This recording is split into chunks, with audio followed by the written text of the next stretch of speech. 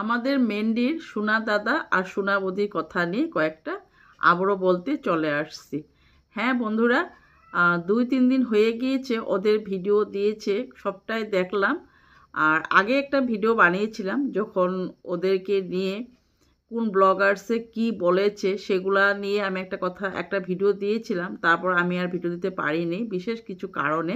কিন্তু আজকে আমি ওরা যে ওয়াইটিতে এসে মাপ খুঁজে নিয়েছে সেই জায়গাতে ভালো ভালো বলবো না, কারণ ওরা যেই মানে যেইভাবে কথাবার্তা বলেছে, তো সেই জায়গাতে ওরা মাপ চেয়ে নিয়েছে।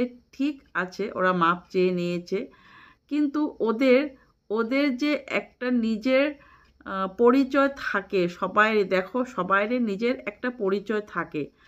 তো সেই পরিচয়টা ওরা কিন্তু আমাদেরকে দেখিয়ে দিয়েছে।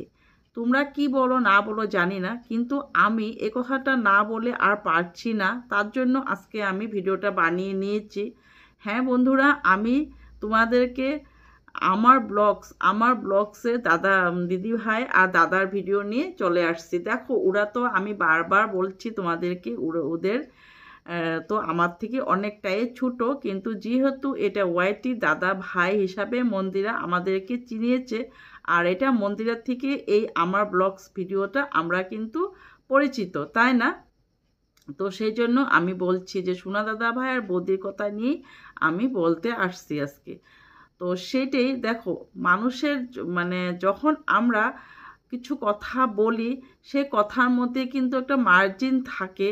সেই কথার মধ্যেই কিন্তু আমরা আমাদের পরিচয়টা পেয়ে যাই। বা কেউ যদি কিছু বলে, তো তাদের কথাবার্তা শুনেই কিন্তু আমরা ওদের পরিচয়টাও পেয়ে যাই। তো সে জায়গাতে আমার ব্লগস ভিডিওগুলো যখন ছাড়তো, মানে ব্লগগুলা, সে জায়গাতে কিন্তু আমি আগেও বলেছিলাম, এখনও বলছি যে ওদের ভিডিও দেখতে কিন্তু ভীষণ ভালো লাগতো। কারণ ওরা কিন্তু কোনো ভিডিওর মধ্যে কোনো এরকম কিছু ভাষা ইউজ করতো না, বা কোনো এরকম কিছু আমাদেরকে দেখাতো না যেটা দেখে নাকি ওদের ভিডিও দেখতে আমাদের ঘৃণা লাগতো। কিন্তু না, ওদের ভিডিও দেখতে ভীষণ ভালো লাগতো। আর ওদেরকেও কিন্তু আমি জানতাম একটা ভালো অফিসার, একটা উচ্চ উচ্চ মানে ইসেতে চাকরি করে, উচ্চ পদে চাকরি করে, এত ভালো একটা অফিসার হয়ে, এত শিক্ষিত একটা ফ্যামিলি, ওদের মা বাবার থেকে আরম্ভ করে, সোনা দাদা ভাই থেকে আরম্ভ করে, সোনা দিদি ভাইয়ের থেকে আরম্ভ করে, ওর বাচ্চা ছেলে কোথাও বলছি, ওর ছেলে কোথাও বলছি, ভীষণ ভদ্র একটা ফ্যামিলি। তো সেই জায়গাতে ওদের যে এই কথাবার্তাগুলো যখন দেখেছি না, সত্যি বলতে ওদের ভিডিও না এখন আমার দেখতে ভালো লাগে না। কারণ যেভাবে, জানি না কোন কন্ট্রোভার্সি ওদেরকে নিয়ে এইভাবে কথা বলেছে, সেজন্য সব কন্ট্রোভার্সিকে নিয়ে কিন্তু এই কথাগুলা বলার মতন হয়েছে। কারণ মুখের ভাষা কি ওদের, এভাবে মুখের ভাষা যে ওরা বলতে পারবে, সেটা কিন্তু বিশ্বাস করা যায় না। সত্যি বলতে বন্ধুরা, আমি কিন্তু অবাক হয়ে গিয়েছিলাম ওদের দুজনের কথাগুলা যখন ওরা বসে বলেছিল না, যে মানে সে মানে যাকে নিয়ে বলেছিল তাকে যে এইভাবে মানে ক্যামেরাতে বলে গিয়েছিল না, মানে শুনতে না আমার নিজেরই অবাক লেগে গিয়েছিল। যে দাঁত পরিষ্কার করে এসো, বাথরুমের হারপিক দিয়ে পরিষ্কার করে আসো, বাথরুমের ল্যাট্রিন পরিষ্কার করা, ব্রাশ দিয়ে ব্রাশ করে আসো, হারপিক দিয়ে পরিষ্কার করে আসো। হ্যাঁ, তারপরে তোমাদের ঘরে চাকর অনেক বড় অফিসার, তোমাদের ল্যাট্রিন যে সাফা করে সেটা আরও বড় অফিসার।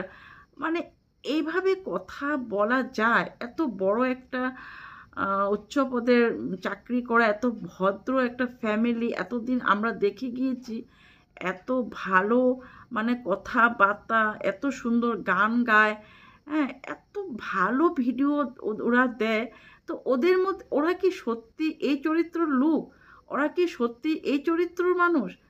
ওদের নিজের ব্যবহার ওরা নিজে দিয়ে গিয়েছে বন্ধুরা। আমি বলবো, হ্যাঁ, ওরা মনে হয় এই চরিত্রেরই মানুষ, ওরা মনে হয় এই চরিত্রেরই। ওরা হয়তো ক্যামেরাতে দেখায় একরকম, ওদের ভিডিও, ওদের ভিতরে, ওদের ক্যামেরার বাইরের ওদের চরিত্র, ওদের ব্যবহার হয়তো এরকমই। না হলে কেউ এইভাবে ক্যামেরার সামনে এসে এত মুখে খারাপ বাজে কথা বলতে পারে বলো তো? এত খারাপ খারাপ কথা বলতে পারে, একবারও তো মুখে আটকালো না এই কথাগুলো বলতে। যাকে উদ্দেশ্য করে বলেছ, কিন্তু গায়ে তো আমাদের ওপর লেগেছে।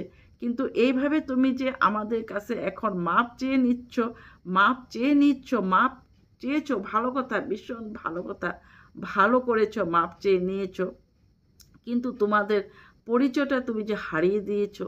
তোমরা যে এত ভালো শিক্ষিত একটা ফ্যামিলি থেকে বিলং করো, বা তুমি একটা এত ভালো চাকরি করো, বা তোমাদের মুখের মানে ভাষা এত যে ভালো ছিল, সেই জায়গার থেকে তোমরা তো এখন কি বলবো আর, সেই জায়গাতে তোমরা এখন থাকতে পারবা না। কারণ তোমাদের এই মুখের বিশ্রী বিশ্রী ভাষা দুজনে মিলে, সোনা দাদা ভাই, সোনা বৌদি, দুজনকে বলছি, তোমরা যে এইভাবে এত বাজেভাবে কথা বলেছো না, সহ্য করার মতো ছিল না।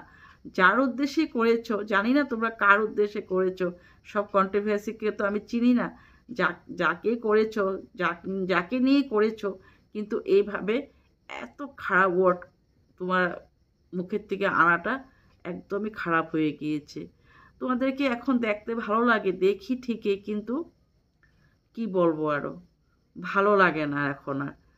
মনে হয় কি সত্যি তোমরা হয়তো মানে এইভাবেই তোমরা কথা বলো মনে হয়, তাই না? তো চলো, আমার যা বলার ছিল বলে নিলাম। আজকের মতো এখানে সবাই ভালো থাকো, সুস্থ থাকো।